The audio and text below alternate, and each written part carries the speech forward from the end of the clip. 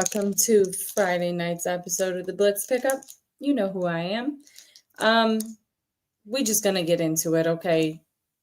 If you've been on Twitter, Christopher Aloysius Grier is out of the building. Happy Halloween. Tony, Lou, come on up. Nah, Happy Halloween is kind of crazy. I'm not gonna lie. No. Tom, What they do? Tone, Jess, what's good, my brother? see it, man. He's breaking up for you or me? He's breaking up for me.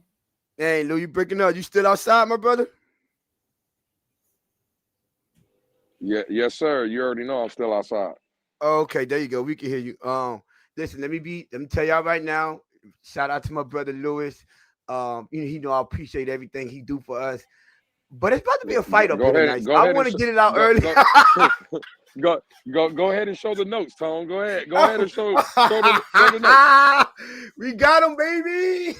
Yeah. Hey, you gave me the idea. I'm sorry. Yes, you was the one that gave me the idea. But hey, man, I went and did a little research for you, my brother. You know what I'm saying? I just want everybody to know in the chat, right, that I am so good at this. People have to go get notes to debate me, dog. That's what they got to do. They got to come get notes. All I'm going to say is... Got him. We fucking got him.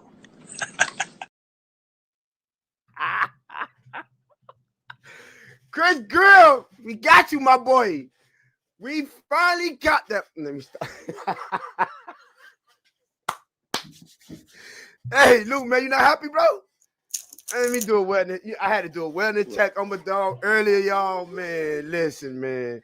I had to make sure my dog ain't what, you know what I'm saying, fall off a cliff. I thought tonight was going to be the first episode we had some intro music. I thought the booty clapping music was going to be at an all-time high, man. Hey, you know, I didn't want to get strike, right? I didn't. Yes, I say forget it. I ain't gonna, you know, I ain't gonna do the channel like that. You feel me? But got something for you though.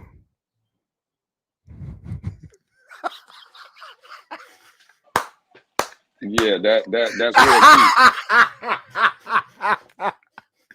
cute. Any of y'all know who that is? Sam. Hey man, let me stop. Hey, you know what I mean? You think they can strike us for that? They can't. It's just a picture. I'm not here.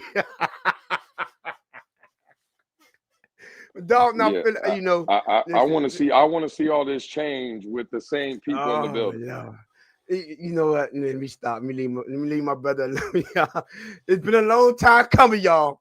It's been a long. We doing Mo 3 in here tonight? Long That's time what we're doing? Coming. Hey, man. All right, man. Hey, all right. I'm sorry, Lou. I couldn't wait. I was born by my boy. No. Y'all up on that Sam Cooke, do y'all know what we talking about? Whoa. All right, Lou. I'm stop. I'm sorry, man. I couldn't wait till we got on the show. You know, my brother. I didn't want to make sure you was visibly on the show before I start trolling. You know what I mean? But Jess, how you been? I know you still under the weather. A little bit. Shout out to Lou, by the way, who popped up on the show last night. Had some conversation with you, so I could power nap. For those of you that were watching yesterday, I know I got a few DMs. Just looked like she was sleeping. I sure was. Missed most of the fourth quarter. So to everyone that was on the show, thank you for letting me rest. Lou, you got some supporters already. I'm waiting for y'all. Lou, I'm on your side. There will be no change because everyone is going to answer to the collective. You agree with that, huh, Lou? So what you're saying is you don't? I just asked you, do you agree with it, man? I ain't said nothing, man. I asked you a question. No. When I went to school, you know, right, I'm not a GED dude, you know what I'm saying? You know, they told me you're not supposed to answer a question with a question. I don't know. I'm not sure if that's what they taught you where you from. You're absolutely right. Well, no, then I agree with what homie said. What I'm going to, now that I answered the question, I'll ask you now, right? Mr. School, Mr. Degree, do you believe that change is coming? I believe change has already came already. I'm just saying, and, there was a change. There was a change. Okay, you know what I'm right. saying? Yeah, well, So, yeah, there was a change. I'm just saying. All right, man. Y'all want to get into the show? What y'all want to do, man? You know what I'm saying? Because I just want to point out a couple of things. That's all I want to do, bro. That's all. Oh, I'm sorry. Grier was the scapegoat. See, I've been listening to Lou for a long time. I see you got a lot of supporters there. Well, a few. Lou, you believe that too, right? Grier was the scapegoat? Well, no. What I'm saying is, and again, this has been my argument. See, y'all don't listen. When people are in their feelings, they don't hear what people saying. They just hear trigger words, and they assume what they're hearing is or what they perceive to what they're listening to. I will say, you made a great point earlier today when the conversation was had. You said, well, this is the first piece. We don't know what's going to happen. And I agree with that. Bingo. I agree with that. Now, if this is the only piece that happens, if we go into next season. Hold on, Lou, you going in and out. Say that again. I'm sorry. What I'm saying is, can you hear me better? Yes. Okay, what I'm saying is, I'm with you in the aspect this is the first domino to fall. And if there's more to come, right, then I'm with you, right? Y'all are right. I'm wrong. If we get into next season, though, and this is really one of the only moves that happen, we know the overall roster and things of that nature is going to change. But if we, again, there's a report that came out, we'll get into that later, but if certain players and certain coaches are still here and the collective is still in place, then is there really change? Depends on how you look at it. Well, again, and that's the point. If you look at it from the hate that people have, then they'll say change. If you look at it from a realist perspective, you will say there's not. Because again, Tone, you wanted Chris Grier fired. Cool, we got it. Do you think ultimately he was the only problem in that front office? No, absolutely not. So if nothing changes besides Chris Grier, is there change? Slightly, yes. Slightly, but do I think that fixes everything? No. No. I won't say that. Hey, Jess, listen, man. Me and Lou have been going back and forth. We're gonna go back and forth for a long time today. Because I know we're both on the opposite side of this argument. How did you feel about Chris Grier? I'm surprised. I'm not gonna lie, Jess. I'm shocked. I would have probably bet my house on it that you would have wore your fire Chris Grier gear today, man. I was, but then I wanted Chris Grier gone just as much as most people. To do it without McDaniel at the same time or back to back, whatever, it is what it is. I'm happy that I don't want to say I'm happy, but happy that Grier is gone. But I don't like the statement that came after that said McDaniel will still be here until the end of the season. But the key word that I highlighted in that was he did say at least till the end of the season. So at least could mean multiple things. That was a key word that I definitely highlighted because that could mean many things. I would give McDaniel 2 more weeks. If it's a loss, we go into the bye week, and that should be a done deal. Nah, if we're going to do this and follow the trail down, go Garfinkel next, and just keep going. So by the end of the season, this is a complete tank. By the end of the season, ain't going nowhere. Garfinkel ain't going nowhere. We can take. We know that now. We know that, but we can hope. Okay, I'm glad you say that. You know what I'm saying? You might want to kick your shoes up. Relax. You still a little under the weather. Now let me and my brother have at it. Lou, my brother, how you doing today? I want to make sure I got you undivided today. Tone, get your shit off, man. I ain't trying. Hey, so I got a couple questions. I'm glad I couldn't listen. Chris Grier, Now we understand we use the same examples that we was made privy of, right? Calais Campbell, Mike McDaniel going over his head. Tua, Mike McDaniel going over his apparently his head and Brendan Stewart head, right? So the very first question I want to pose to you, this is what I want to ask. How long did you think that this motion was in play of them possibly moving off of Chris Grier? Well, that's hard to kind of say, but I would say this plan has been in motion for the past at least a couple weeks. Right. So what if I asked you? Now I don't know this. This is just pure speculation because I'm gonna go somewhere here. Maybe they knew this before this year, or they had ideas and they was thinking about this move before this year. Would you think that was a possibility of doing that? Again, a possibility. Yeah, anything is possible. Do I think? Do I think that was the plan? No, I don't. Okay, so when Mike McDaniel is going over his head, and Stephen Ross is taking Mike McDaniel's side from the times that we know, we know, did that for you in your eye? Did that led you to believe that he trusts Mike McDaniel more than he trusts Chris Grier?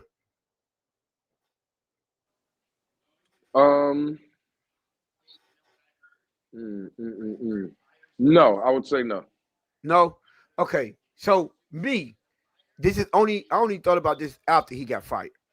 Now remember we had the side conversation, and I said, listen, let me tell you what I've heard. I heard the reason that they're willing to stand firm, and the reason that it's taking so long for Tua to get that contract is because they believe in Mike McDaniel that much. They believe his success was solely because of Mike McDaniel. And they believe that he can get what he got out of him, or even more out of a different quarterback. Right? Right. And this is what I was told behind the scenes, and you know how I don't play those games, right? Right. So I'm like, whether we believe it or not. Then I told you today earlier on X. I'm gonna tell you again here, so everyone on the show, our subscribers can know. Now you understand a little bit more if you remember that conversation. Why I was so tough on Mike McDaniel, and I said I'm never gonna forget that he did that. I am gonna never forget that he did that because I was already made privy to how much they respect him and how much they trusted in him.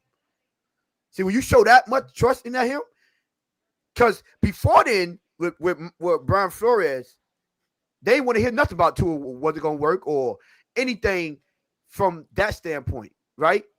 It was work with him, or at this point we realized that they chose Tua over him.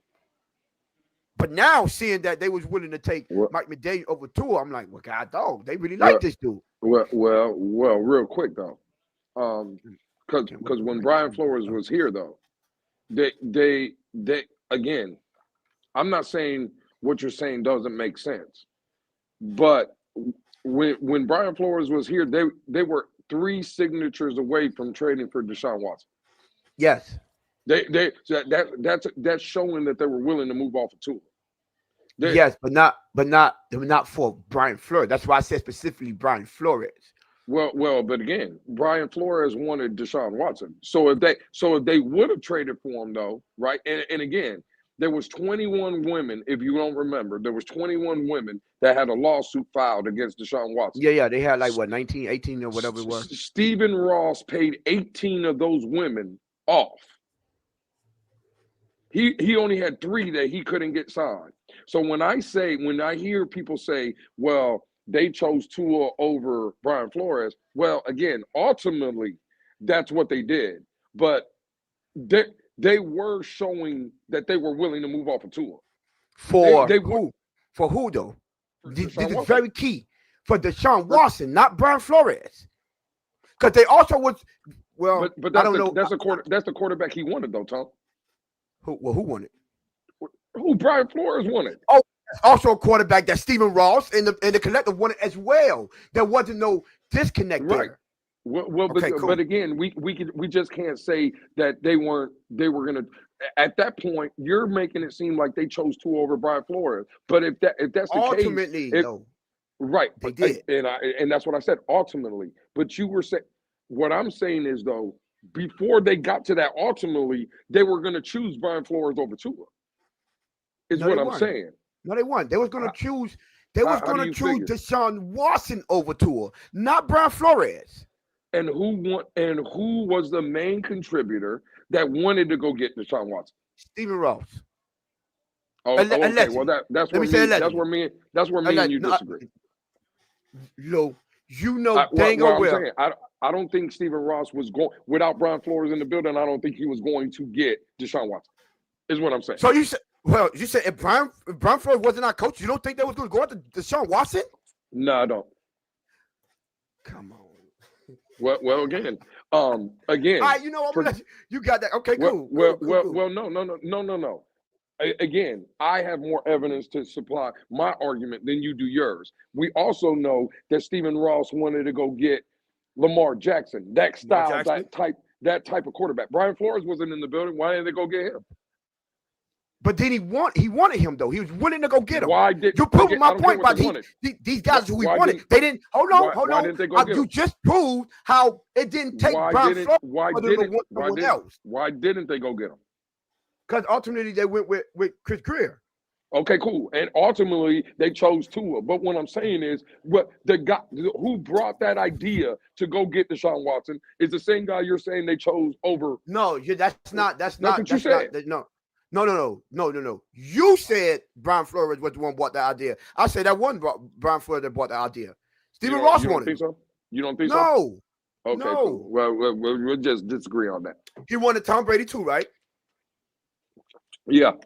So there's multiple occasions that they was willing to move off of Tua, right? Supposedly they were willing to go get Lamar Jackson. Now again, I don't think Baltimore was letting them go, but supposedly they were willing to go get Lamar Jackson too.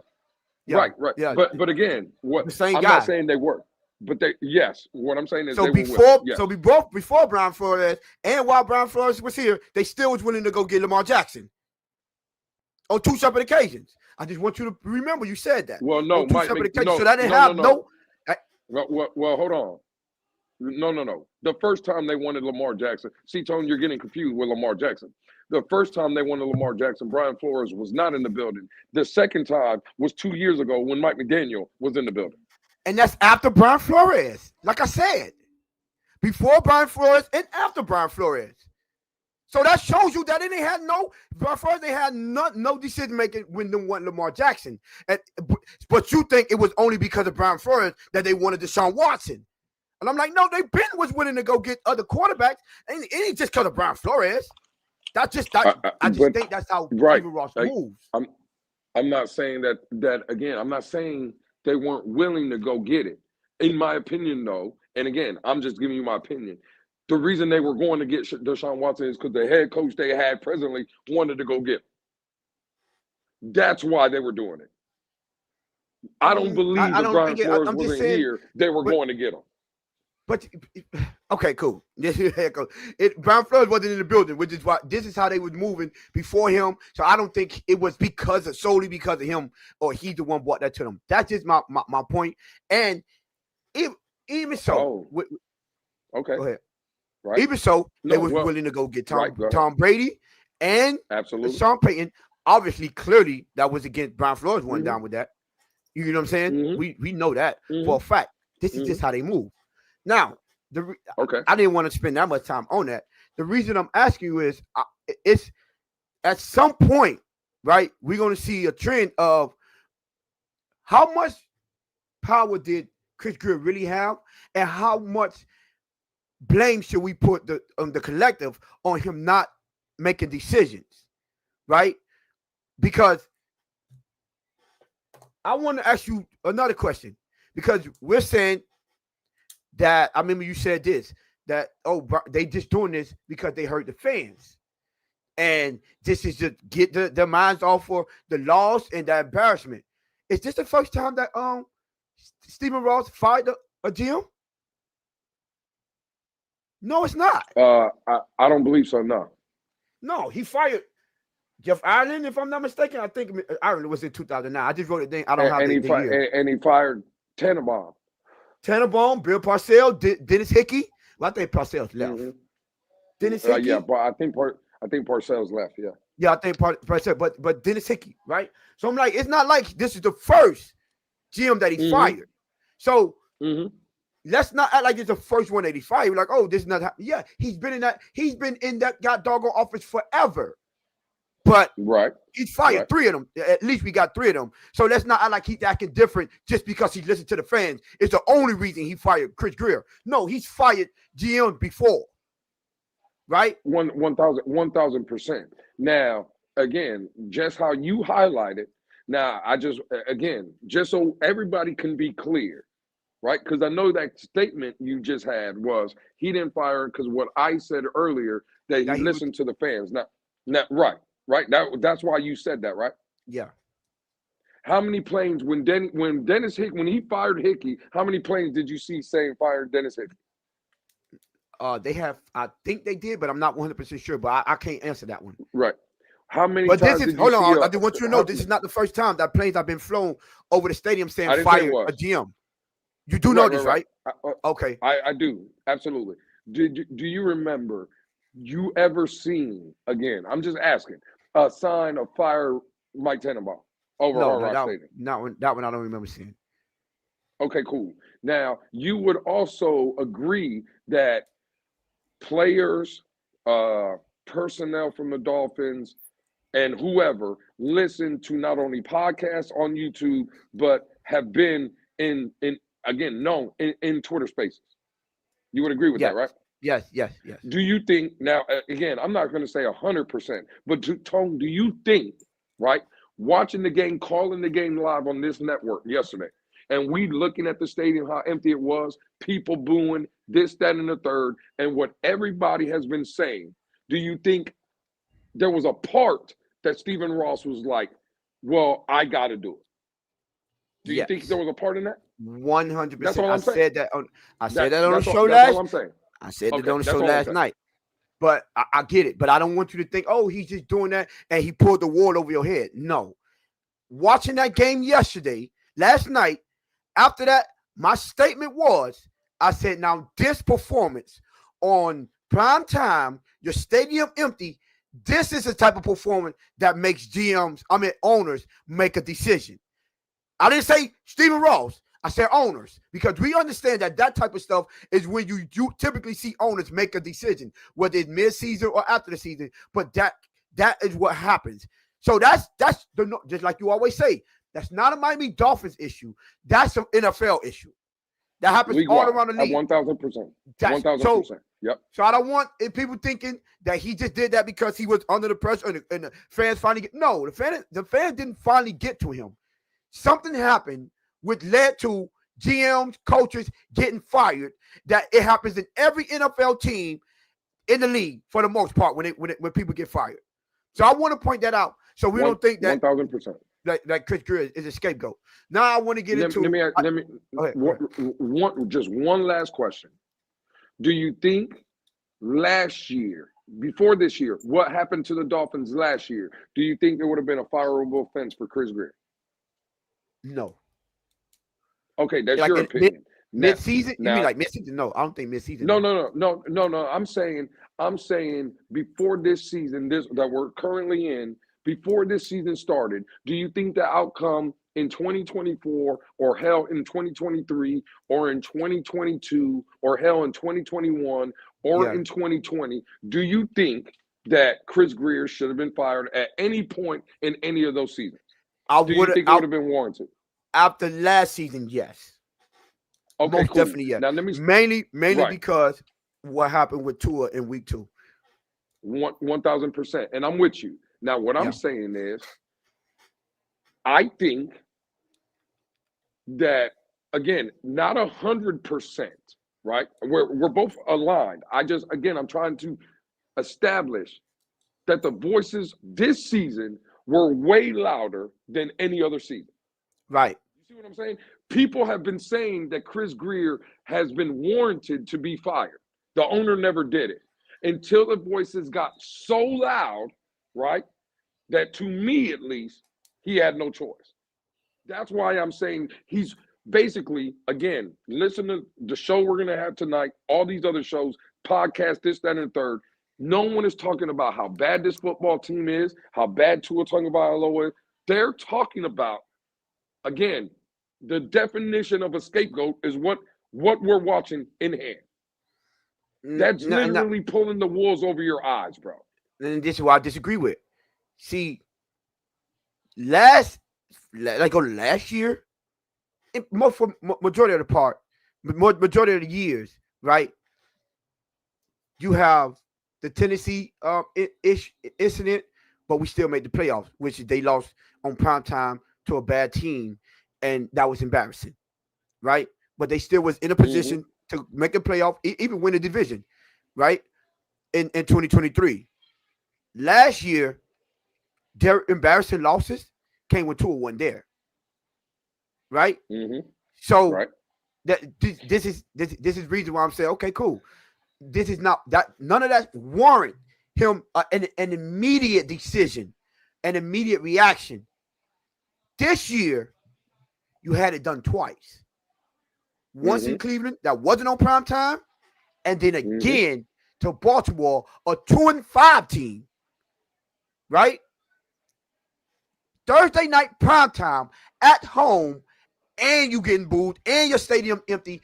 All of that warrants immediate reaction. I didn't see that no year prior to that, right? Which is why I don't think this is pulling away. This is something that majority of the GMs would do. Or owners would do in the league, period. Because this is what happens. This is the profession that they chose. That comes along with the territory. Agreed. So that's why I'm like, no, I don't think he put he put the wool over our head. I think he did what any owner that wants to keep his success, keep his franchise and keep people engaged. Every owner would do this. So I don't want to just single him out and say, oh, it was no. I think he made a smart decision. Right. Again, I'm not saying he didn't make the right decision, but you just said it. He wanted to keep the fan base engaged. Yeah, keep them engaged. This is the problem I have. So now the fan base is going to be engaged because the general manager's gone? Not this season. That's why I'm saying that's not the wall putting over your head. That's not going to change nothing with the fan base. So what happens, right? And again, I'm just throwing a possibility out here. I'm not saying it is going to happen. I'm just throwing the possibility. What happens now, because people, the hatred they had, and I know people get mad at that word, but it is what it is. The hatred they had for this man. What happens now if the fans go back into that stadium and show up and show their because today, Tone, you know what the fans are doing? They're not talking about how bad the football team is. They're the same owner that we've been saying has been a mess up for years.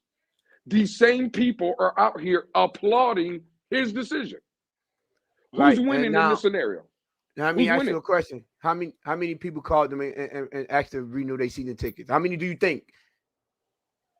Forget about season tickets. You can go and get. I'm asking the question. It doesn't matter. As an owner, a business owner, we don't do nothing for short term. Everything is for the long term. Nothing is ever short term as a business, or especially a successful one like Ross. Bro, they might have a lot of people show up to watch Buffalo because they're excited. Right. That's not going to affect him. Do you really think that affects his pocket that much like that? No, it don't. No. But so again, right, and I'm with you. Do you think not having season ticket holders or renewing season ticket holders that might have left, you think that's hurting his pockets?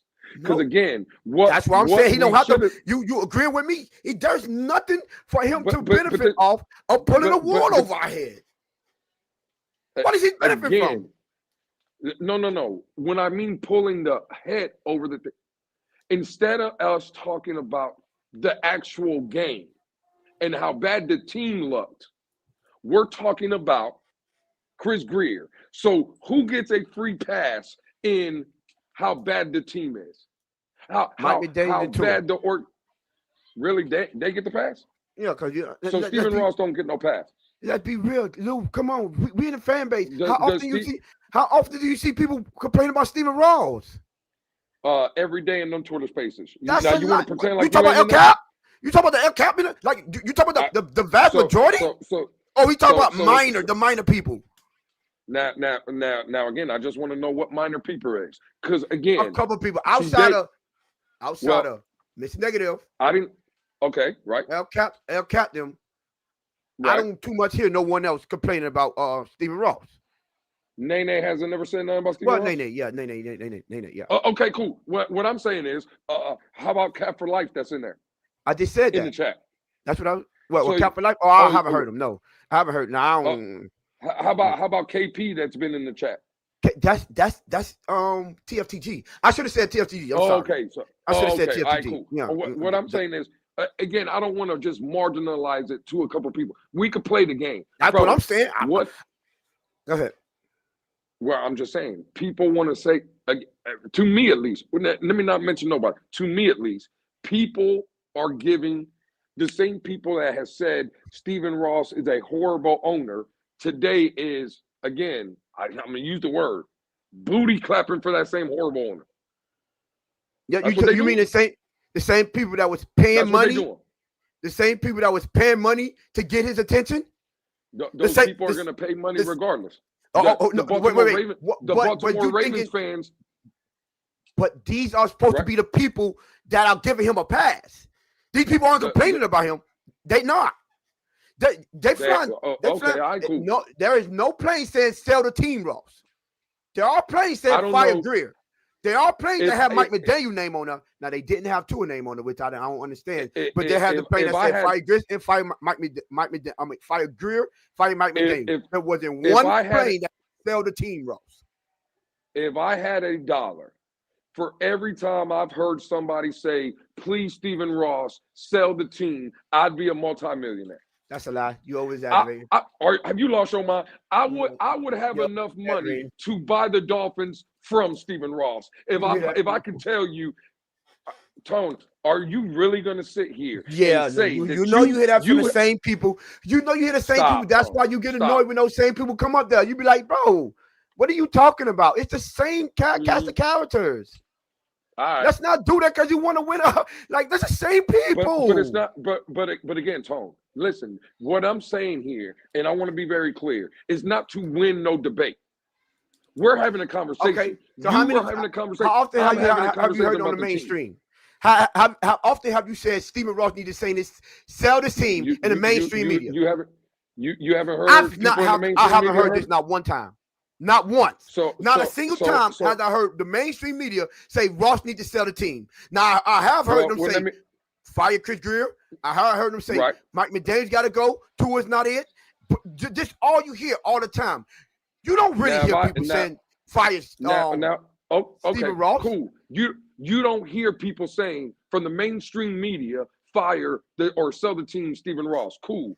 Now in the mainstream media, have you ever heard anybody saying that Stephen Ross will not sell the team?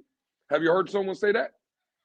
Not really. No. Omar Kelly says it on the collect. Omar Kelly. Omar Kelly. Hold on. No. Omar Kelly is listening to those people like you trying to listen to those same cast of characters that keep on asking for him to sell the team, and he's like, it's not going to do it. Stop it. Right. What I'm telling you is though, they're not. The mainstream media will never say, because it sounds idiotic for an owner to sell the team. This is what we tell them people. What I'm telling you is, though, they're answering those questions because so many people are saying for him to sell the team. You just said Omar Kelly. Nobody's. Again, Tone, I don't know what you want me to say. We're gonna sit here. Well, let me not say we. You are going to sit here and pretend like you don't know that those conversations are had. That's what we're doing up here. I literally just told you from the cast of characters, a small minority of people are saying it. Yes, you're out here acting like it's a big thing. Like you know you're lying about that. It's not a big thing for people. You haven't heard that until you start listening to them people in the spaces. Let's keep it a buck right now, bro. Is it a small majority of 2-and-ears? For me, I would say not small majority, but it's not as large as you think it is. Like I don't see. But everybody talk. I don't see. Oh no. But everybody. But when I talk about. Go ahead. When I talk about everything that I'm talking about, let me explain to you what I'm saying. When I'm rolling around in this city and I'm talking to these people and I'm listening to the fan base that's actually here, I don't hear none of the people being 2-and-ears. I could go in there right now and call my 2 brothers in here. None of them like Tua. I could go downstairs and talk to everyone in the parking lot. You might find 1 or 2 people that like Tua. But when you get online and you get the fan base that's outside, you might hear people and you in those circles. But I'm not walking around hearing people like we hear them online booty clapping for Tua. I'm not. I just don't. Every time I'm like, bro, y'all might live into that world, but I'm just saying what I hear, right? And then, Lou, how many times do you hear when we go out? Well, we went on one trip, but I went to the casting couches that we go to, that we go on, we ask people about Tua. Not too many of the people, even outside this fan base, are like that for Tua. And then a lot of the people that we talk to, they'll be like, oh man, Tua is trash. I found myself debating. Is Barry Jackson and Chris Perkins talking about Ross selling the team? Is that mainstream media? Yes. And you want to know the common denominator to the people that you're talking to? The people that are interacting with those people that we talk to online. Now find me one that you haven't seen online talking to these people that did an article. Then you have something to stand on. That's the world we live in. People are going to listen to what. That's the world that the small people. That's the world. Everybody. No, that's what the world. I don't live in that. People are going to. Me, maybe a select for you. What I'm telling you is, people run with stories. And when they hear something, they're going to write it. To pretend like the mainstream media and other people, I've not said it, is wrong, bro. It's happened, is all I'm saying. It happens. And trying to say that it's minimal. Listen, it's wrong. You're making it seem like that is a big narrative to where it's forced him to make a decision. This is what my debate from you is. Not that you might not have heard it one time or someone said something about it, but is this the narrative? Is this the thing to where you can say, man, the noises are getting loud for Stephen Ross to sell the team? Is it? Or did we hear a person write an article? Huh? They're not? They're not what? Or I'm saying, you just asked a question. I'm asking, is the voices not loud for Stephen Ross to sell the team? No, I don't. No. From my standpoint. Yeah, okay, that's what I'm saying. From my standpoint, I'm like, no, it's not. It's not loud. You get what I'm saying? For them to force him to make a decision like this. For them to force him to make a decision like this has been a narrative. I guarantee you, for every article or something somebody said about Stephen Ross need to sell a team, I guarantee you, I can find 5 times someone told them to fire Chris Grier or Mike McDaniel. For every one time. These are facts. Now, have you heard it? Probably. Okay. I'm not gonna say you haven't. Okay.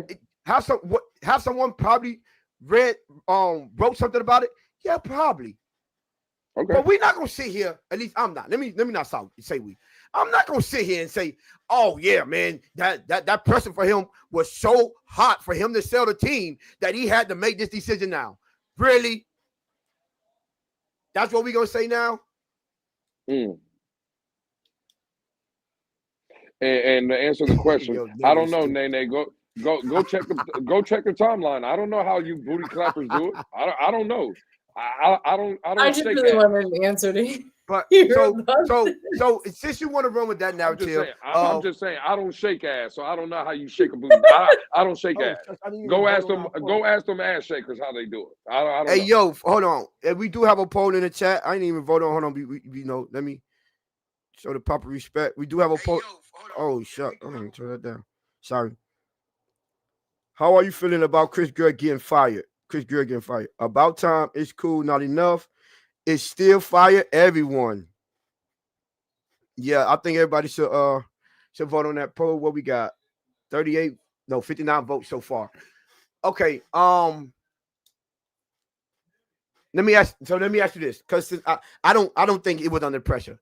So let me give you my point. I'm not even gonna use this now because it's probably gonna take forever.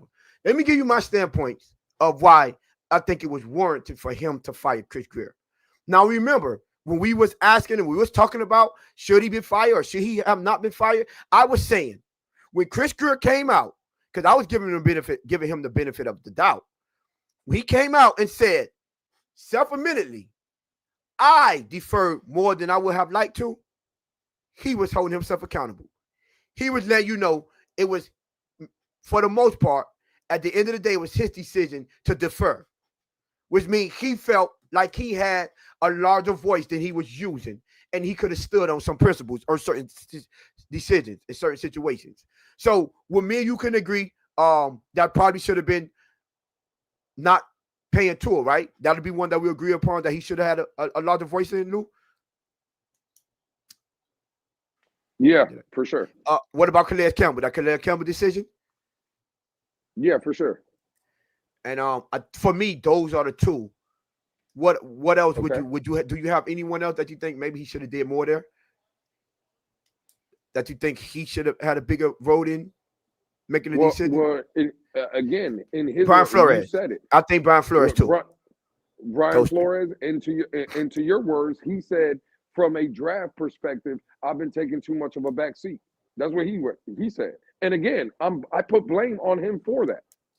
If you're taking a back seat, that's your problem. That's nobody else's. If you allow people to walk over you, again, that's you're the only one to blame. Did he say draft perspective though? That's what he said. They were doing an interview and he was talking about they were talking about drafting and this. That's the way he answered. He basically said in all situations, right? But again, remember that I think that comment wasn't that like right before the combine or even at the combine was when he made those comments? It was I don't know, because I remember so which one, because you remember it was one about the Ramsey situation. I'm like, he always do this before. Wasn't that one the one before the combine? And we're like, he always does. But I could have swore the comments that he said, I've been taking too much of a back seat and stuff. I thought that was kind of coming up or leading into the draft. Now it could have. That's why I don't want to give false information, because it could have been as well. I know the Rams, because that's why I'm trying to ask, is that the same one with Ramsey? It could have been the same one. But yes, so which is even better, from all standpoints, he deferred more than he would have liked to when it comes to decision makings. Now if you're going to say for draft, I didn't mean to do that, but we can add the draft in too. So this is why I think it was warranted, because first of all, if you're the GM, a lot of your decisions, a lot of decisions that's been made is based on the GM, right?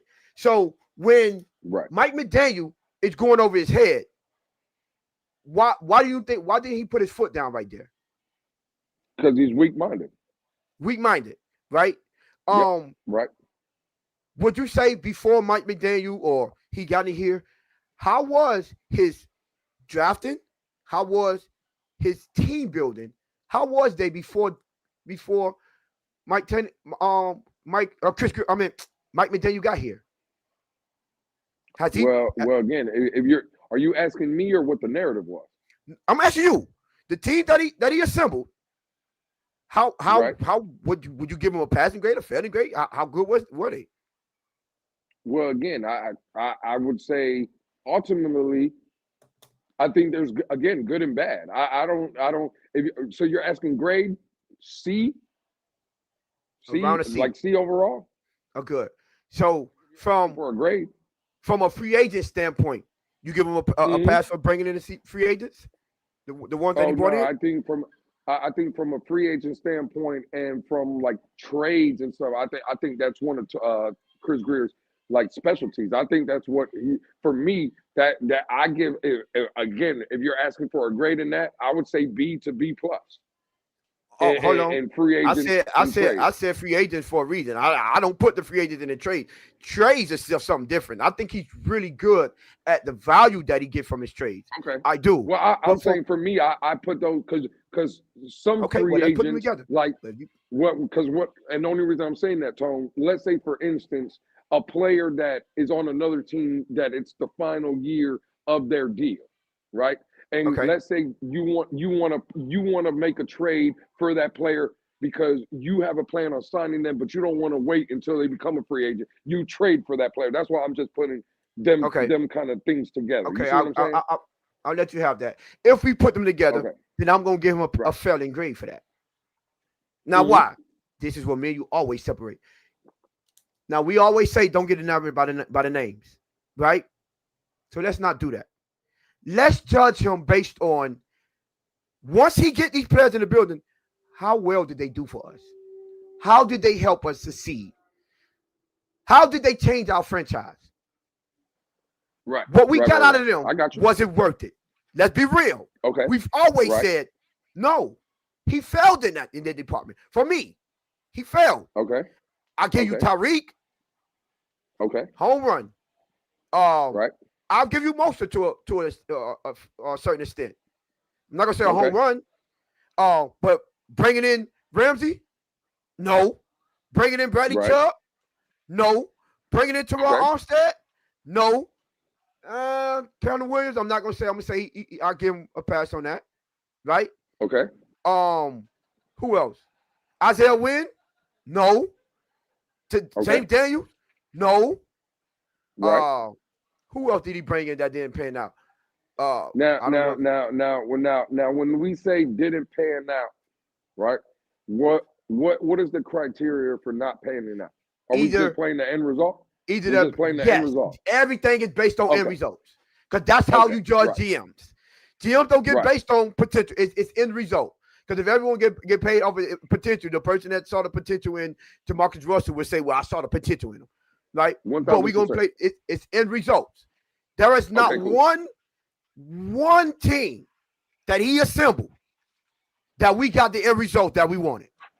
Whether it's free agency, whether it's drafting, whatever it is, we never got the end results. We all got excited for a minute, but it never panned out. Right. He failed in that aspect.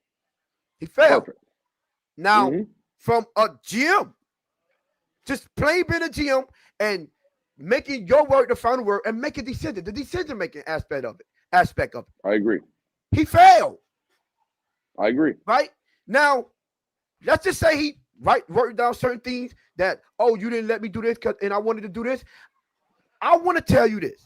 If we go down the history of the people that he brought in, albeit free agents, albeit draft picks, I guarantee you, everyone in that front office could point out way more failures and misses than the ones he hit on. And for that, whether we like it or not, I'll be like, nah, man, I don't trust you for this because you missed on this. Now, from an owner and a collector standpoint, they don't keep a person like that in the building if you don't trust them, right? But right now, I just want to stick solely on him. Cool. Bro, you don't hit enough for me to trust you anyways, and you're not even firm enough to stand on if you do believe in something that might work out. As a GM and as a fan that want what's best for the franchise, that guy he's not good for me as my general manager. Right. He isn't. Because either he knows what he want to do, but he's not firm enough to make that decision, and or the decision that he do make, they never panned out. So give me a reason to keep him around. Now, again, are you done with what you're saying? Yeah, I want you to answer that question. Yes. Okay. If you're playing the end result, I again, before I answer, I just need a little clarification. What is the end result to you? The end result is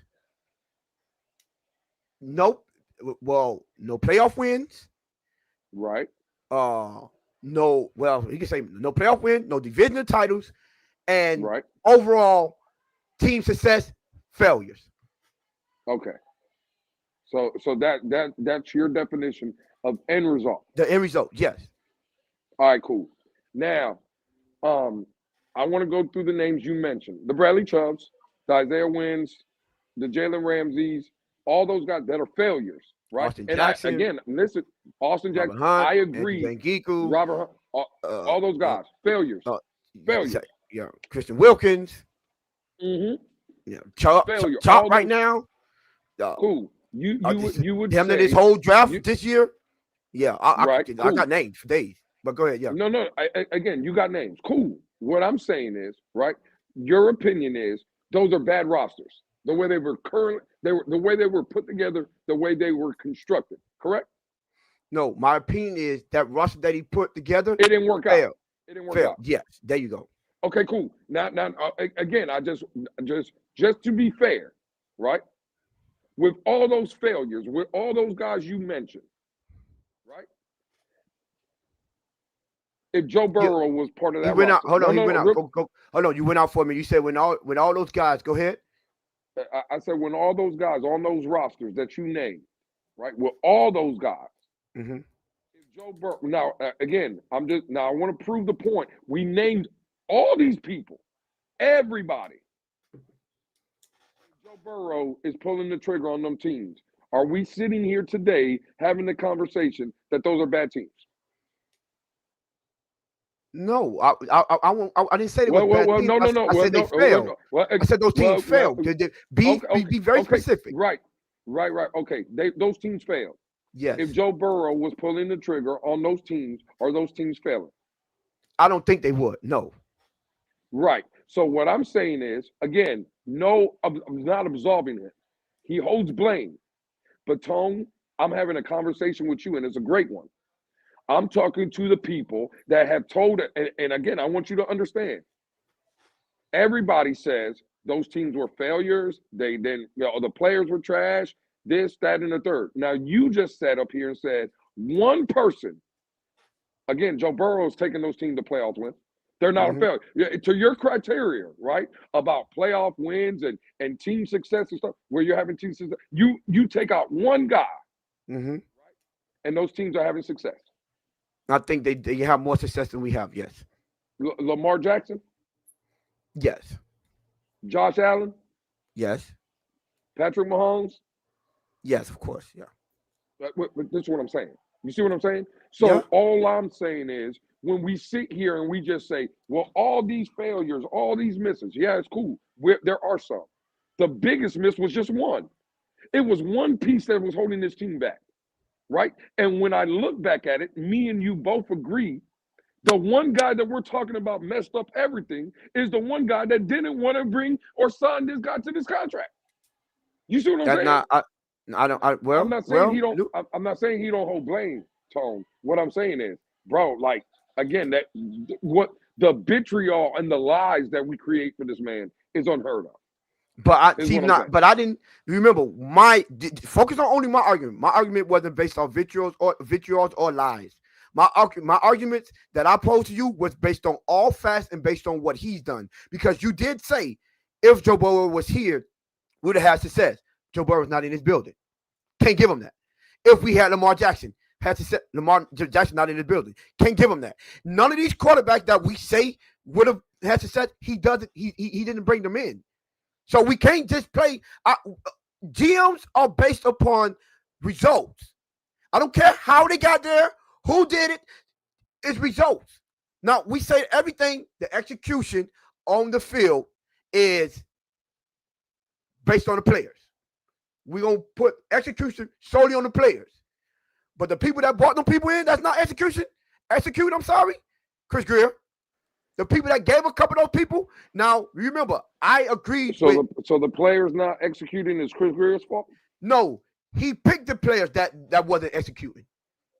Okay, cool. So, you can't take that part away because we got to judge him based on his part. No. Right. No. Those same players that we called failures, the Robert Hunts, the Connor Williams, the Isaiah Wynns, all those guys, right, that we're saying did not perform, well, they were performing enough to get to 8-3 in 2022. They were performing. Hold on. And there go your flaw in every argument. The season don't stop at 11, bro. It was at 16 and now 17. Right. What I'm never mind. Y'all will never get it. If you sitting here and blaming between a 60-minute ball game, people not executing, and you're putting that on Chris Grier, again, bro, you're wrong. No. See, don't try that. Don't try that. Them not executing is on them. Them not executing is on them. So Chris Grier did a good job when he got that team to 8-3. What he didn't do a good job enough was to get them to beat Buffalo in mid-December. When Tua's out there throwing interceptions, or when the other guys are fumbling, or when the other guy calls against the offside, that's on him. No, Lou. I didn't say Chris Grier did a good job when they was at 8-2. No, I said the end results. This is where your flaw in your argument is. You only play, if that was the case, when we go up at halftime, in the game right there. Whenever we are in a beneficial position and it benefit us to win, that's when we should stop every game. We can't do that, can we? Whenever we get to 8-3, stop the season and say, Chris Grier, boom, this is what you did your best. That's it. Unfortunately, that's not how it worked. That's not the profession that he chose. After you go 8-3, guess what you got to do after that? You still have to play 6 more games now, but 5 more games before that. And sorry, those same players that got them to 8-3, got them to 8-4, 8-5, 8-6, and eventually 9-8, 11-6, 11-6, and 8-9.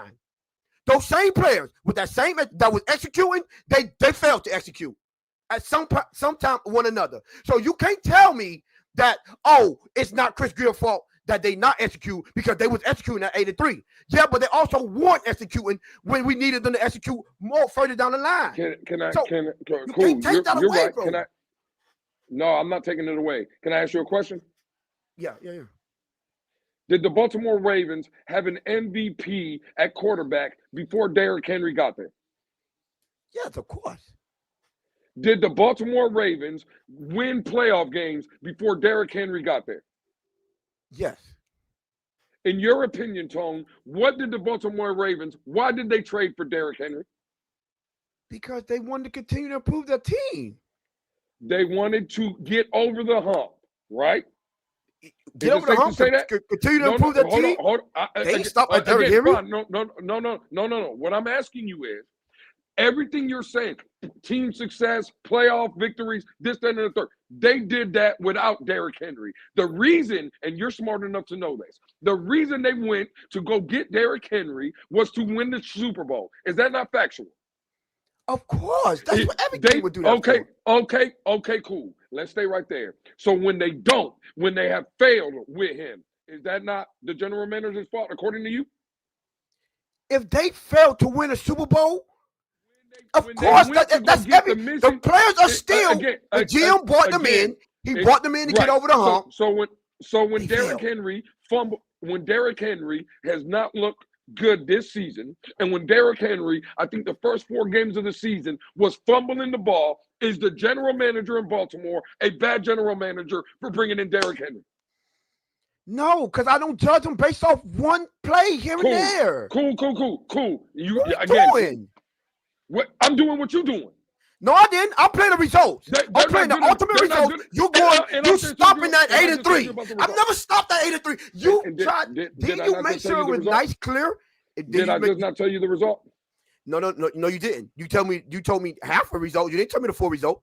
You made it clear. If you're playing if you said you planned the end result, you asked me what I'm playing the end result. Listen. If we can play this game, as far as I want to stop.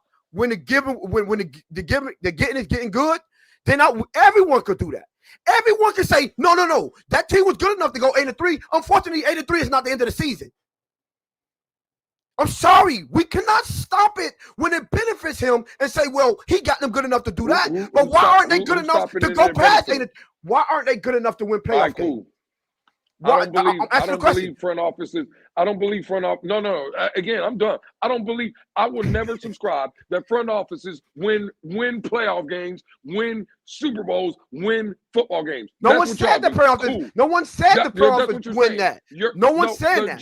Don't say that. The general manager's job is to put a good enough roster to compete in the league on Sundays. Guess what? I don't care about your feelings or anybody else's. That man put a team that was good enough to compete, and when they folded, I'm not holding him accountable. I'm sorry. So they folded. The team was good enough. Let me get this straight. They folded. A general manager job is to put a team on the field that can compete in the league. It don't matter how they compete. Can they compete good? Can they compete bad? Can they be men of the pack? What kind of competition? What kind of competing do they need to do for them to be a successful GM? Maybe we need to get that down for you, because you saying compete. So compete how? In what capacity? No, bro, I'm done. You got it. No. Don't run. I'm asking you what. Ain't nobody running. Me and you just don't agree. At what capacity? What is the point? There is no running. What I'm asking you is, well, again, we called the game yesterday in the first half. Did the Dolphins have a team? Now, again, the team that he constructed, was it good enough to beat Baltimore yesterday? No, they lost. Again, in the first half of the game, they were losing. They were down 4-6. So even in that scenario, 1,000%. You want to cut it off half? 1,000%. And now again, Tone. When we said yesterday, me and you both said in the first half, who outplayed who? Our offense outplayed Baltimore Ravens in every category except for two. Do you points and turnovers? Don't leave that point out. Do you know how many? Now again, they were up 14-6. Yes. One of those drives started at the 7-yard line. Do you not? Yeah. You want me to go? You want to go look at the box score and see how many times that defense got a 3 and out on Baltimore? Do you want to see? You want to see that in the first half? Now it's crazy tonight. I'm just trying to figure out. I'm talking. No, I'm asking you. Was the team not good enough? Again, everything that they did yesterday in the first half was better than the Baltimore Ravens. Not points and not turnovers, but everything else, yardage. Yes. Cool. See, that's what I'm saying. Whenever you want to pose your question, you want to leave out certain aspects of the game. Did Chris Grier fumble at the 7-yard line? Did he what? At the 7-yard line? Did he fumble at the 7-yard line? No, but the team that he assembled did. Okay, all right. The team that he assembled did. No, he didn't do it. But the players that he assembled to play and represent him, they fumbled on the 7-yard line. Matter of fact, his two rookies, now he's working with 2 second-year players that he invested draft picks in, both of them fumbled in that game. Matter of fact, Lamar Jackson last year in the playoffs in Buffalo threw 2 interceptions. Yeah, 2 interceptions. His general manager, he had a bad fumble. He had a bad fumble.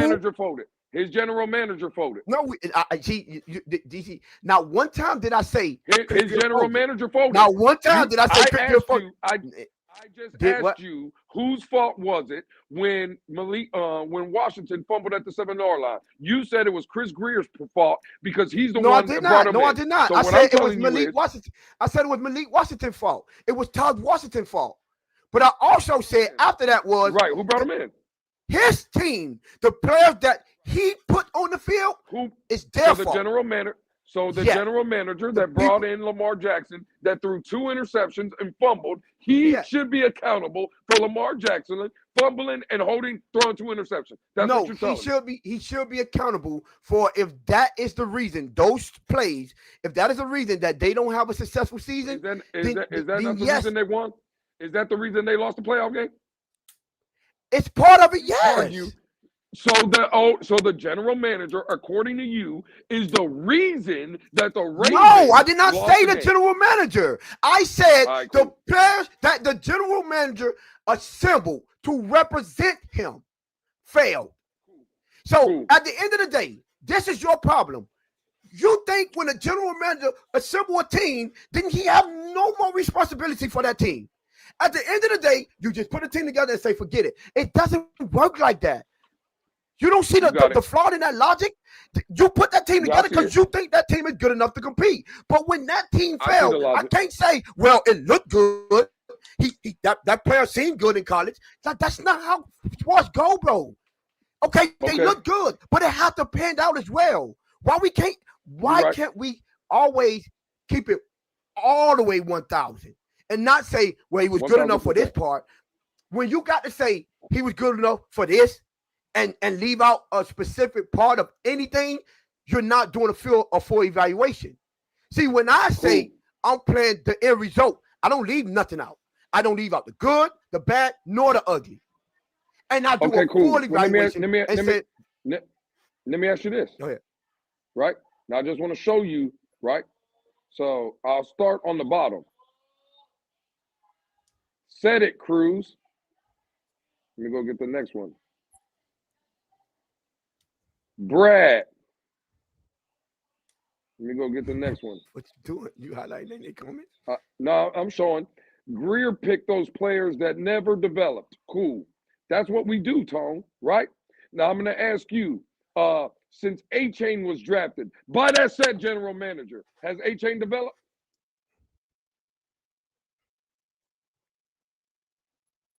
Yes.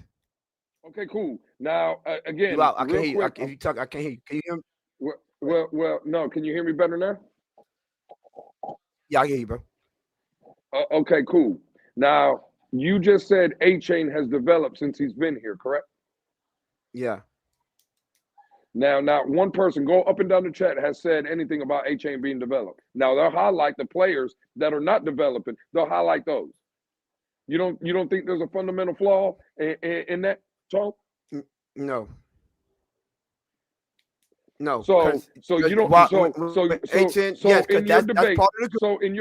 That's part of the debate. Right. Okay, cool. Let's stay right there.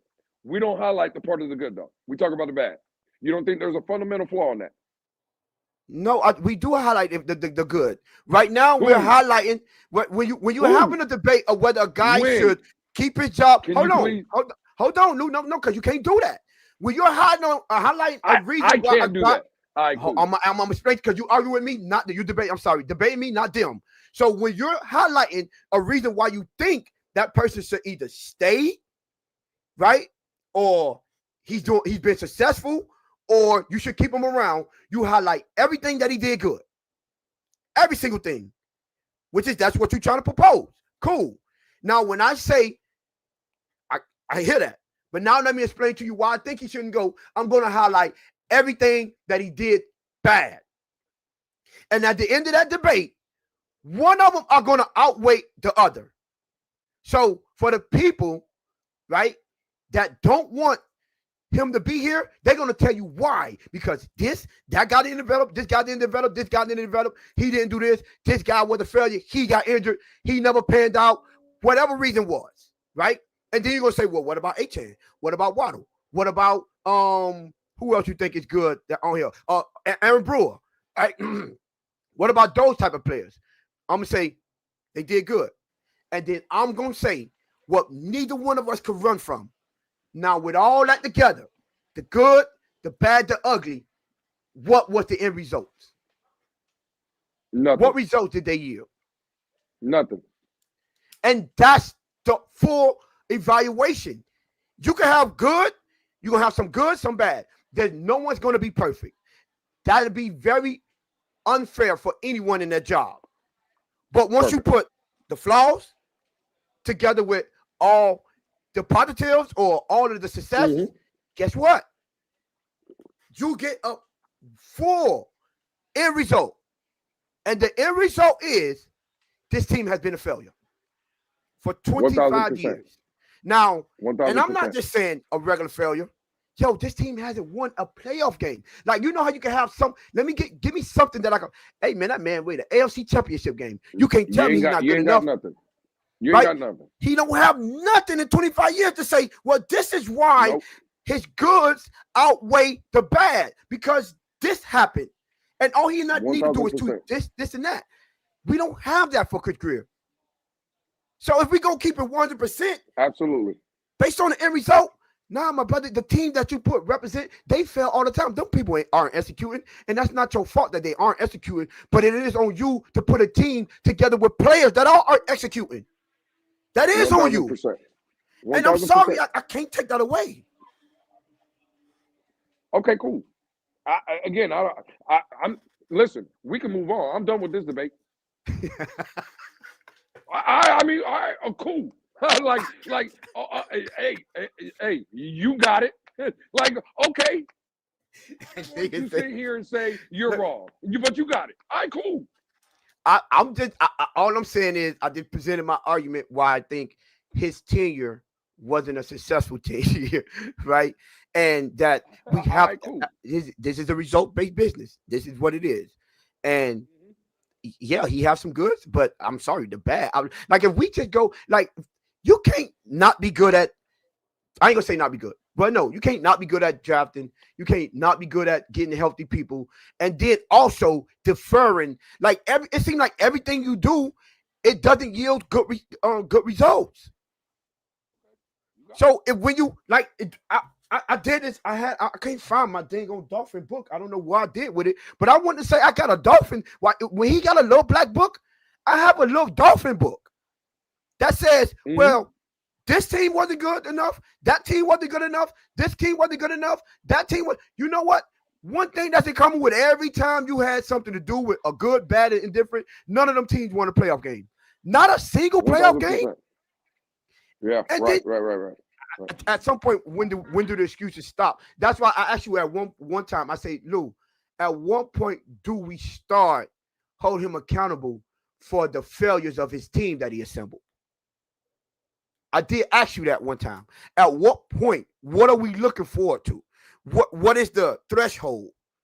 Something that we can say, well, okay, now, because for me, I'm evaluating after every season. Man, you listen, you bought it because I'd be the same one on the front line with you.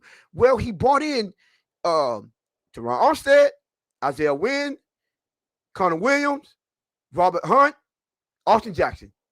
Those were supposed to be the 5 starters. And if those people started off all 16 or 17 games, I think we potentially probably do win a playoff game. Potentially. But it didn't happen. Sorry, that's part of your evaluation. Injuries is a part of football. Every GM deal with it. Every franchise deal with it. So yours too. It's depending on can you. We say this all the time about Tua. Right. Can you win in spite of? So can we not say this about Grier? Can your team? Yeah, 1,000%. In spite of. Can I ask you a question? Yeah. Did Jimmy Johnson have an evaluation? Did he have a good eye for talent? I would say based on what they, because now when Jimmy Johnson, be 100% with you. With Jimmy, I don't know how many decisions he made. I don't know how true it is by the team that he did. But I would say based on what I heard, I would say yes. Okay, cool. You do realize Jimmy Johnson is the one that built that team in Dallas, right? Yeah. Now he had a good eye. That's for what they talent. say, but I'm just that's what they say. Yeah. Okay, well, but that's what they say. Cool. Mm-hmm. So me and you can both agree that Jimmy Johnson has a good eye for talent, correct? Mm-hmm. Unless his eyes got bad when he got in Miami, right? I would say the reason Jimmy Johnson got here and didn't win was because some players on the field folded. Yeah. Right? Yeah. Okay, cool. So what I'm saying is, right, when you say, well, it's what the players do, again, right, let's stay there. What the players do. Players are going to make whoever, from a coach, general manager, this, that, and the third, all they can do from a coaching perspective, if they're the ones picking the groceries, or from a general manager's perspective, if they're picking the groceries, all they can do, Tone, Jess, is collect the most talent they can get. This roster is talented. That talent has to perform. Why do you? This is the. You have the same argument. Collect the talent. Leave out the fact that talent has to stay healthy. That talent has to perform. That talent has to execute. Why? Right. Why we leave that part out? So Jimmy Johnson is a Hall of Fame coach, correct? Yes, I believe he is in the Hall of Fame. Right. Yeah, Jimmy's in the Hall of Fame. So again, he's a Hall of Fame coach. You just want me to believe he wasn't a Hall of Fame coach in Miami? No, I just want you to believe that even Jimmy Johnson that has an alpha talent is not perfect. Right. But he was perfect in Dallas, is what you're telling me? No, he wasn't perfect, but he picked and collective enough talent to where they had enough success to where he was able to get in the Hall of Fame. Hold on. Those players performed, and he put those teams. This is crazy to me. So when, now, so let me when get his this team right. doesn't perform, so when his team doesn't perform in Miami, now it's he doesn't know what he's doing now. Hold on. Nobody said he didn't know what he's doing. You said that because you don't like the fact that he failed here. Now, what I want to say is, so you mean to tell me because are you listening to your argument? Hold on, no. Those rosters that he assembled in Dallas, they completed the process, which is he identified the talent. That talent worked well together. They executed, and they got the results. All you're doing is making excuses. We're going to give him all the credit for that. But then, when he put on the other side, he still got a great alpha talent. But the guys that he brought in, they didn't work well together. They didn't win. They didn't execute, and they didn't yield the end result. Now, all of a sudden, that's not his fault. But he was a great guy to get in the Hall of Fame based on what he did in Dallas. That makes sense. Where's the same energy? No, again, you hold the same. I am holding the same energy. When his team that he assembled, when his team that he assembled performed well, good, my brother. That team you put together, they did very well. So why can't we have the same energy when the team that he put together didn't perform well? He just can't. Again, that's so he could do it in Dallas, but he couldn't do it in Miami. He did do it in Miami. I ain't saying he couldn't. It just has already. What did they do? What did they do? They did not win. They did not complete. Right. They did not execute. And right. And what are we talking about? But he's the same person that picked him. Why did he pick the guys that could perform, execute, and win when he got here? Now you're the same person that say, I don't care what you did in another team uniform. What did you do here? Now again, I just want you to know, them players that you're talking about that couldn't win, that he didn't draft and bring in here, he brought in Zach Thomas, a Hall of Famer. I didn't say that he didn't bring in. I'm asking you, okay, he brought in a Hall of Famer. So when Zach Thomas, in big moments, when we needed him the most, when he failed, now Jimmy Johnson is responsible because he brought in Zach Thomas. I'm saying Jimmy Johnson is responsible for the team that he is. He responsible? So he's responsible for everyone. It don't stop at the good players. Why you don't say when Oluwale Ogunleye go out there and get injured and he don't finish the season? Oh, did Jimmy Johnson pick him? Did Jimmy Johnson not have an eye for that? So now you're supposed to have an eye for players getting hurt? No, you don't have to have an eye for a player get hurt, but that's still part of the evaluation. If the players that you assemble, and if they do not stay healthy, Lewis, guess what? You still chose that player. So how many injuries did Tyreek Hill have in Kansas City? I don't think he got injured in Kansas City. But he got hurt now. Right, but that happened. Should Chris Grier had not brought him in because he got hurt. He got hurt this season. If Chris Grier brought him in, right? Chris Grier should have understood that if his sole success and the success of this team is riding on the fact that you think Tyreek is going to be one of the rare occasions that he never gets injured, then he shouldn't be a GM. If he was supposed to have the mindset that I'm going to bring Tyreek in, he's going to be available for me every single game, never get injured based on his past, then no. I'm sorry.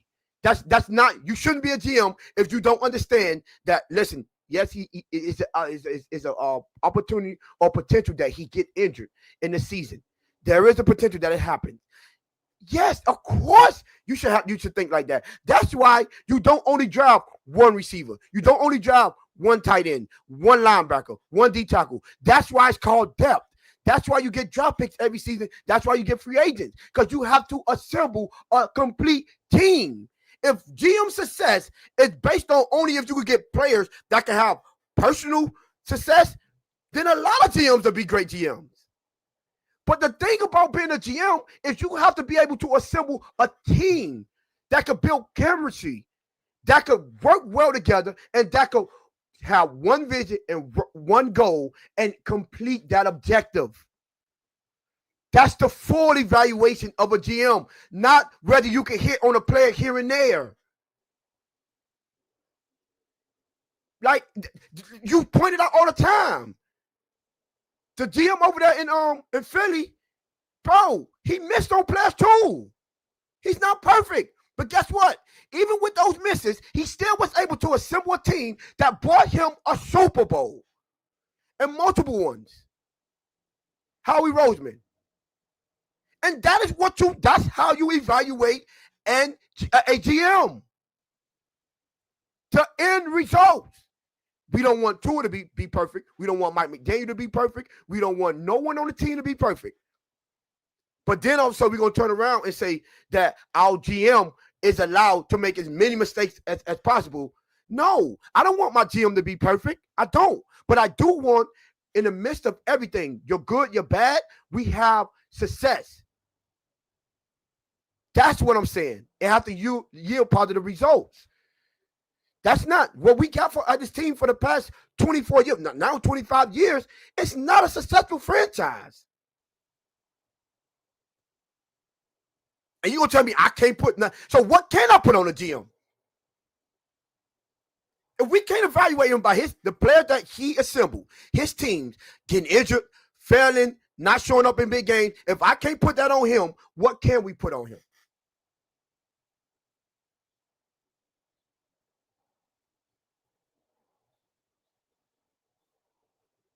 I'm just trying to figure this out. Is there anything we can put on Chris Grier? Yeah, everything. I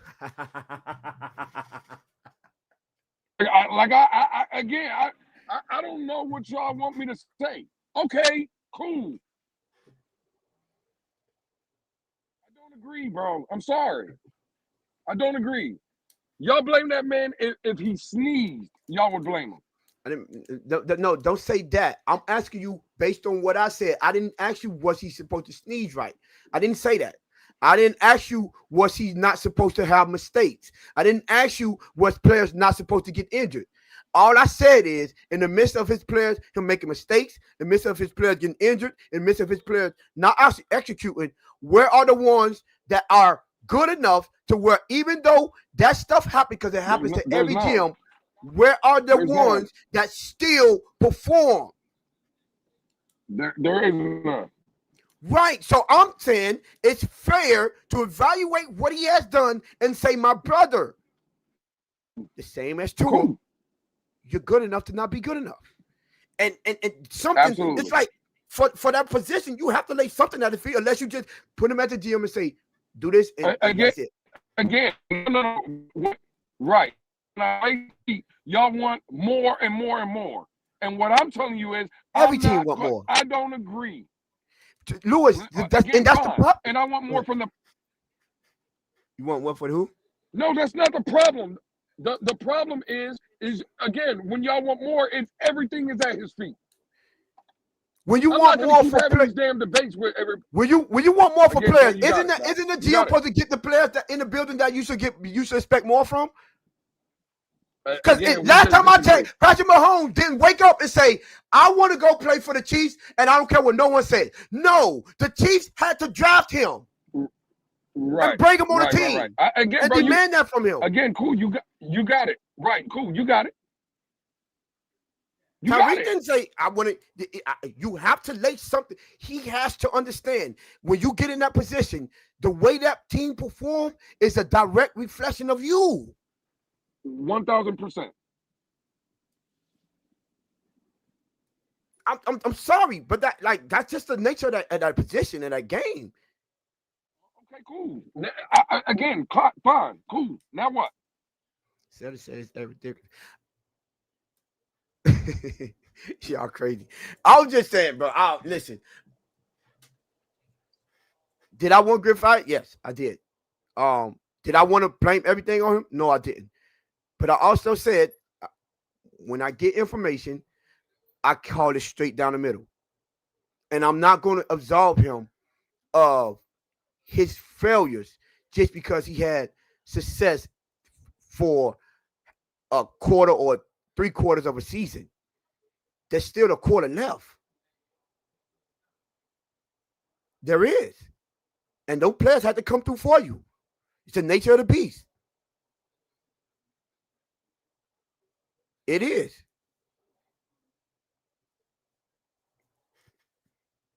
You fired one puppy just to bring in another one. Yes, and guess what? That will be failures on the owner to keep bringing them in, to keep bringing in puppies. That is a failure of the owner. I would never give pushback for that. But just because you brought in a puppet, don't change the fact that that person is a puppet. And that's why he's not good enough. So if our GM, if our owner only wants puppets that he has to work for, then we should have the mindset that everyone he brings in is probably going to be a failure, because those are the people that our owner choose. So I'm not going to be in here and say, well, I can't blame him for the people that he is. No, yes, I can. Because you're a puppet. You're going to do puppet things.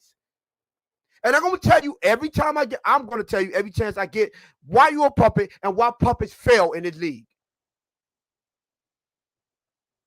That don't absolve him for being who he is. You want to bring in a puppet, you better make him be magic or something. Make that puppet work out. Turn him into Pinocchio. Something. But I'm not going to sit here just because he's the type of person he is and allow that to happen to say, well, I'm going to give him a pass. No, because when that team go on the field, I don't give them no pass when I want to see them win. They don't give us no pass with the prices and paying for the ticket. We don't got no free game, do we? We don't have free games. They don't say, yo, it ain't our fan, it's not our fan fault that these players are not good enough. Let them come watch this game for free. No. And they damn sure don't say, well, I want more for all these players. So you know what I'm going to do? I'm going to take away all that money I paid you and get you off the team. They don't do that either.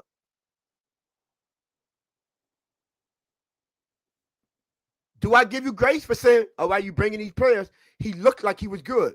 I might have agreed with you on that. But guess what?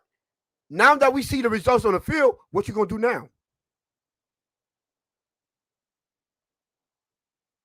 How many times did we extend people that didn't deserve extensions, that didn't pay out? Emmanuel Ogba, Tua, Jalen Ramsey, Xavier Howard. We could just name everyone that got extended, because on everything, the one common denominator is all of those teams failed.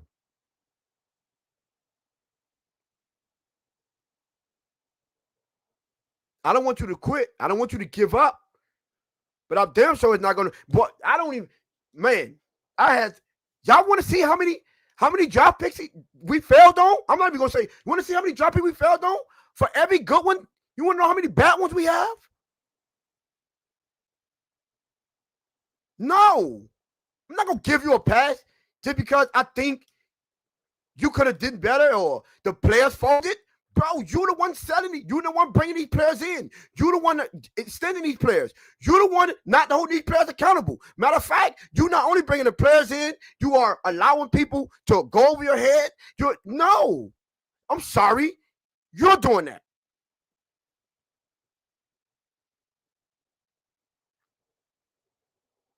Not give you a pass for that. All I want to do is I want the results on the field to yield positive results. I want playoff wins. I want divisional titles. I want Super Bowls. And if you can't deliver me that, I don't care what the reason is you're not doing it. Get out the building.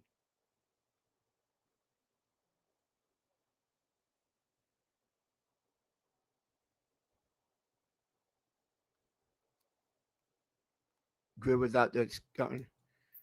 So Grier was out there scouting. Oh, shut. Hey, man. Y'all know who? Y'all see this fella in the? I see the M Dolph fan with the eye emojis in there. I see him in there.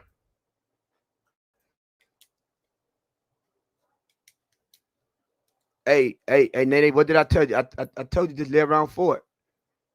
There's gonna be some fireworks today. But I know, listen, man. Let me cut my boy some slack, man. You know, He's dealing with a heavy heart right now. Chris Grier's not in the building. So, I know he's going to take it a little heavy. That's where you're wrong. I don't give two flying fucks that Chris Grier's out of the building.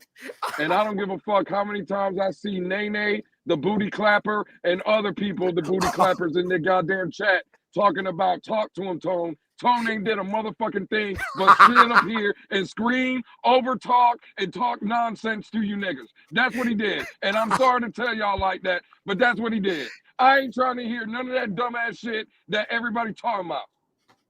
I did ask you one question. You ain't answered though. I asked you what should we lay? I didn't hear the question. I asked you about Grier. You said nothing. Again, you said everything. No. Said everything. I didn't. Well, again, ain't that what y'all saying?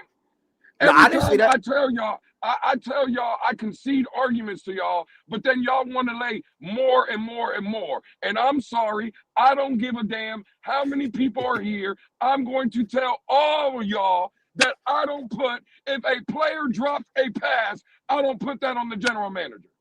I'm going to sit here and tell you that if a player misses a tackle, I put that on the general manager. I'm going to sit here and tell you that if a player gets hurt, I don't put that on the general manager. You idiots can do that if you want to.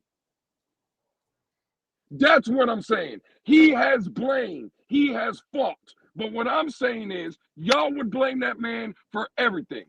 And y'all can sit here and do it if you want to. You sound foolish when you do it. I'm only blaming him for the end results. It's the only thing I'm blaming him for. Cool. Well. Again, I know that when the Dolphins play at home this Sunday, correct? Buffalo. No, next Sunday. But I'm saying they play Buffalo at home, right? Mm-hmm. If I don't see a goddamn banner from these fucking fans that want accountability, that say fire Tom Garfinkel, I'm lighting you motherfuckers on fire. Because you know what? Now the boogeyman is gone. I want to know how much blame does Tom Garfinkel have? Not much. Let's talk about it. You know why, Tone? These people won't talk about it? Because these people don't even know who the hell Tom Garfinkel is. 45 in the room, smash. Shout out, Cap for Life. Yeah, man, listen, it was up to 60-something. Now I'm asking you, Tone, how much do you, what percentage of the blame do you put on Tom Garfinkel? Me on Tom Garfinkel? Zero. Yeah, even with the things you know, he has no blame. Yeah, he ain't no blame. Okay, all right, cool. No. I'm done. We talk about Chris Grier today. Okay, cool. All right, cool. Again, well, let me tell you what I'm not doing this show again. All right. You let me know when the bullet pickup is going to talk about Tom Garfinkel. That's when I'll be back. Let me tell you what Tom Garfinkel should do. If he's in there, right, I expect the GM to do what we all say we should do. My brother, this is my job. This is my decision. Cool, you got that, but I'm making my decision. And at the end of the day, how many? This is why I started. How many decisions did you think Tom Garfinkel made? If they don't, well, again, I don't know. I'm telling you. Do you think Tom Garfinkel was the one that wanted to draft Tua? Do you again? Christian Wilkins, Robert Hunt, Robert Jones. Let me ask you a question. Okay, cool. I'm not saying he made the full decision. Do you think he had input on those decisions?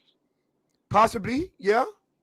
So does he? When I asked you how much blame does he have, you said zero. So you know why? Because if he have input on the decision, if my GM say I'm making the final decision, then forget what everybody else say.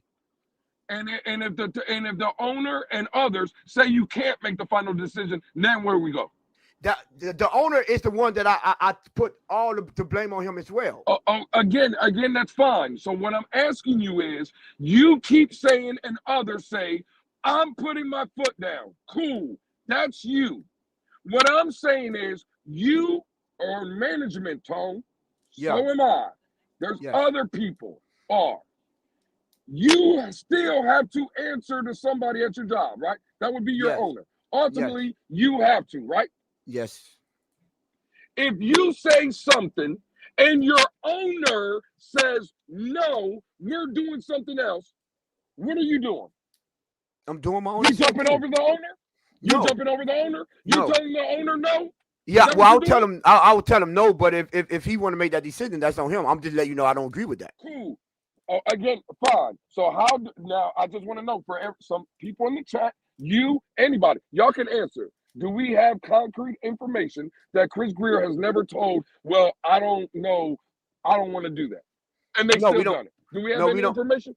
No. I mean, we do have concrete information that I don't know concrete, but we do have information that came out that he was one of the ones him and Brandon Shure didn't want to pay Tua the extension. We do have that, right? And they still did it, right? Yeah, it seemed like they still did it. And what is Grier supposed to do with that? Nothing. But what you leaving out is how many times. But these people, and again, Tone, for real quick, not you, but these people still hold Chris Grier's feet to the fire for Tua's contract. Yes or no? Have you heard that? Yeah. I mean, he's a GM. Yeah, that's they wrong, yes or no? Did they who? They wrong, yes or no? Did they who? I'm sorry, you broke up. Did they? I'm saying Chris Grier, you just said didn't want to pay Tua, correct? Yes. The owner and others, whoever, paid him, correct? I'll say it was him and Mike McDaniel. Okay, cool.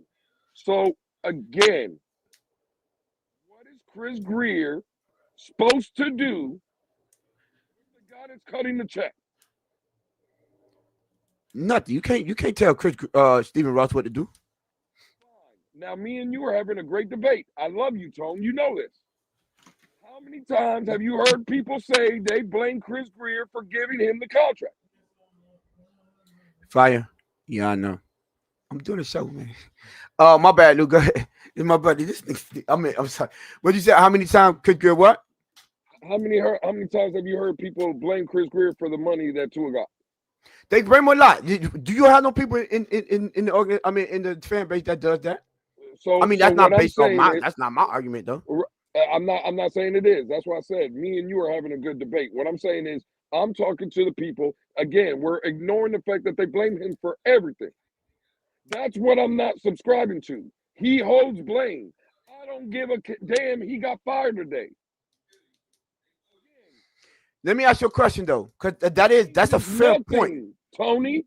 Huh? It changes nothing, bro. No, let me ask you. That's a fair point. But let me tell you something. What I think no one is bringing up. Chris Grier has been making decisions longer than Tua got here, including bringing in quarterbacks. So maybe some of his decision making led to them not trusting him as much. We're not at that party. That's when I went back. I literally went back and looked at every draft. I literally looked back and went to 2021, all the free agents we brought in, and I said, well, God, dog, with all these papers here and all the failures and the people that did not pan out, you're not telling me that the owners was the ones picking all of those players. So that's when I said, now maybe I have to think what led to them not trusting him that much? What led to them not believing that he could make the right decision? Maybe it was based on some of your prior decisions that didn't pan out. So maybe that's why no matter how many names you got in your little black book of the decision that you didn't want to make and they failed at, they probably got 5 more to every one that you didn't, that you made, that they like, nah, my brother. How many times, the same way when I say, how many times do he got to fail for they should start to say, nah, we not letting you make this decision no more. That's why I started off the show with, how long did you think that plan was in motion? Because y'all think it's right here. Split decision. Moving off of impulse. I went back and said, it's been a long time coming. Let me talk to my dog. They might have did some research and said, nah, bro. I'm fed up with it. All that shit is cute. You putting on for the chauffeur right now. Listen. And the seals and the booty clappers in the chat, they're loving you right now. I get it. Oh my God. Hey, Hey, anybody know what that is? I seen that M fella. You know who that is, man? What song that is? Yeah. We all know who that is. You know what I see? You know what I see in the chat? It must be Halloween because the people that went out, the people that dressed up as cheerleaders tonight is insane. I didn't know we had so many cheerleaders. Hey, y'all, hey, boy, there's some booty dancers out here tonight. Boy. Yeah. This is show business. All I'm saying is bring your dollars out. Start throwing your dollars on the table. The booty clappers are hitting the stage. Can't wait to if I say you should play Juvenile back that thing. I'm telling you right now, throw them dollars on the table. Them booty cheeks are flapping right now. Hey man, listen, man. Yeah.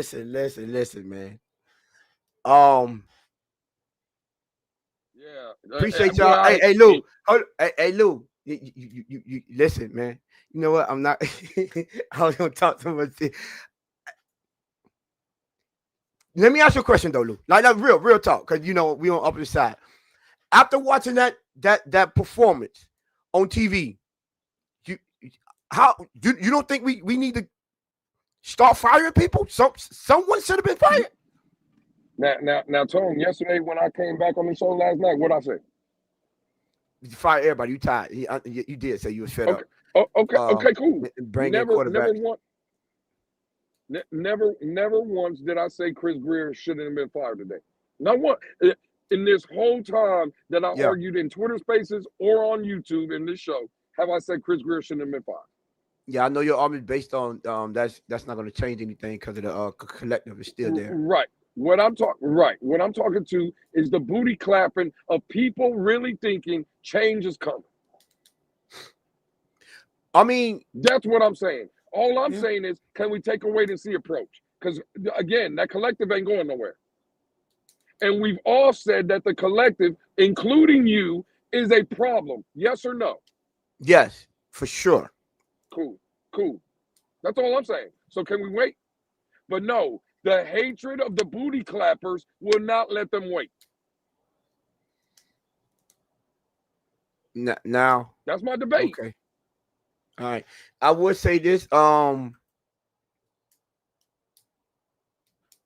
Appreciate you. Yeah. About to get up out of here anyways. So listen, Lou, man. We got 140-42, man. I don't know, you know what I'm saying? Hey, listen. You got anything you want? You got more to say? What's our new GM middle name? We don't know his middle name. We barely know his first name. His middle name is Collective. Yo, this man Lou's crazy. Booty Clapping Collective. What's that? Wow. Hey, listen, man. Listen, man. I know y'all enjoyed the show today. Please, listen. If y'all haven't subscribed, hit that subscribe button, hit that like button. Y'all know what to come through to get that good content, man. I know most people probably was all on the same page, and either they was happy-go-lucky. Hold on. Tony, you missed the joke. Aloysius was our old GM middle name. I don't think his middle name is Aloysius. I think I'm not 100% sure. I think then they gave him that name. She made that up. I think so. But listen, man. When things for this team happen, we both gonna give our honest assessment. As y'all see, there are no echo chambers over here. Lewis stood on his square, I stood on my square, and we have a difference in opinion. But that's how you supposed to come and debate and have a difference in opinion. We don't gotta agree on everything, man. We don't see eye to eye on everything, but it's okay to have a difference in opinion and no one think the other one is the word that a lot of them people start to say, oh, you don't know nothing and you're not credible or anything like that. But listen, man. Lou, man, listen, man. Got anything else? Hey, Jess, man, how you feeling, man? I see you been over there. You like them boys going back and forth all day, man. Got anything before we get up out of here? I was listening to y'all. doing my own thing over here. You got anything for before we get up out of here? No. No. My brother Lou, anything else? Yet again, Alex stood on PTO. Came for 305. Lou, hey, listen. Appreciate my brother Lou. He's out. He's out with it. The little ones trick or treating. Y'all didn't know that, but my dog put in double time today. So yeah, appreciate my brother still coming through and providing us with that good content. Well, Lou, you know how. Hey, listen, get us up out of here, man. Shout out to y'all. Listen, 42 of y'all in the building. Like, subscribe. Make sure y'all share this content. Y'all had a real nice, good back and forth debate. We was at 702. Listen, keep on getting us road to 800. So y'all subscribe. Tell your friend to tell a friend to subscribe. And yeah, man, y'all keep coming back. Listen, y'all see we pushed it back to 8 o'clock so we could be more on time. And Monday, Wednesday, Friday, every day. I mean, every one of those days. Plus, we live stream every football game if we're not there. If we out there, then is this the new show? Listen, man. Listen. That I hope you understand what that is right there, my brother. Is this new show? I know one thing. I hope you know who Sam Cooke is, my good brother. That's what I want. You don't know nobody. I bet you know Sam Cooke though. I bet you know Sam Cooke. Dolphin fans say great takes, y'all. Listen, we about to get up out of here. Lou, you want to get us up out of here, my brother? Well, with that being said, this has been the Friday episode, Halloween episode of the Blitz Pickup for Tony, for Jess, for myself, for the producer in the back. We'll see y'all Monday. Enjoy y'all's weekend. Be safe. The revolver goes to them cheeks tonight. Going to them cheeks as well. Hey, man, we out.